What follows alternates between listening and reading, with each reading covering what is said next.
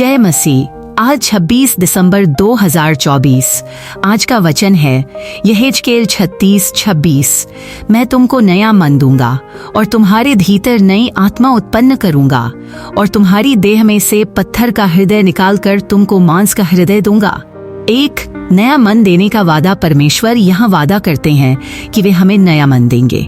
यह दर्शाता है कि हमारे विचार, इच्छाएं और दृष्टिकोण पूरी तरह से बदल सकते हैं। पुराने मन का मतलब अक्सर स्वार्थी और पापमय मन होता है, लेकिन जब परमेश्वर हमें नया मन देते हैं तो हमारी सोच आध्यात्मिक और उनके वचन के अनुरूप हो जाती है। आवश्यकता: आत्मा में नवीनीकरण के लिए प्रार्थना करना, अपने विचारों को परमेश्वर के वचन से परखना। भजन संहिता 51:10। हे परमेश्वर, मेरे भीतर शुद्ध मन उत्पन्न कर और मेरे भीतर स्थिर आत्मा नवीकरण कर। 2. नई आत्मा का उपहार परमेश्वर कहते हैं कि वे हमारी आत्मा को नई बनाएंगे। यह पवित्र आत्मा के आगमन का प्रतीक है जो हमारे भीतर कार्य करता है और हमें जीवन में सच्चाई की ओर ले जाता है। नई आत्मा हमें परमेश्वर के कामों को समझने और उनका अनुसरण करने की शक्ति देती है।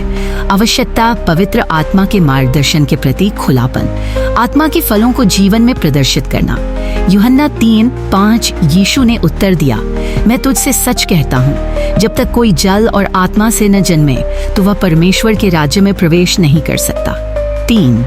पत्थर के हृदय का परिवर्तन। पत्थर का हृदय कठोर, संवेदनहीन और विद्रोही स्वभाव का प्रतीक है। परमेश्वर इसे निकालकर मांस का हृदय देते हैं, जो कोमल, संवेदनशील और उनकी इच्छा के प्रति समर्पित होता है। आवश्यकता: कठोरता और घमंड को छोड़ना, परमेश्वर की करुणा और अनुग्रह को स्वीकार करना। यिर्मयाह 24:7। मैं उन्हें ऐसा मन दूंगा कि वे मुझे जाने कि मैं यहोवा हूँ, और वे मेरे लोग होंगे और मैं उनका परमेश्वर ठहरूंगा, क्योंकि वे अपने पूरे मन से मेरी ओर फिरेंगे। 4. मांस का हृदय देने का उद्देश्य।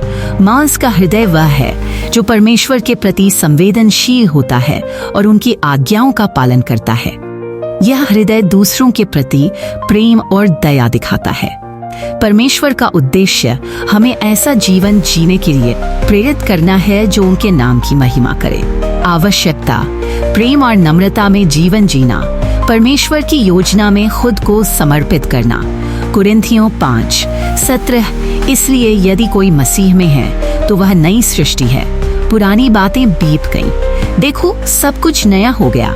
निष्कर्ष: यहेजकेल 36:26 हमें याद दिलाता है कि परमेश्वर के पास हमें नया बनाने की शक्ति है। हमें अपने जीवन में बदलाव के लिए उनसे प्रार्थना करनी चाहिए और उनके वादों पर विश्वास करना चाहिए। आमीन। परमेश्वर आप सबको आशीष दें।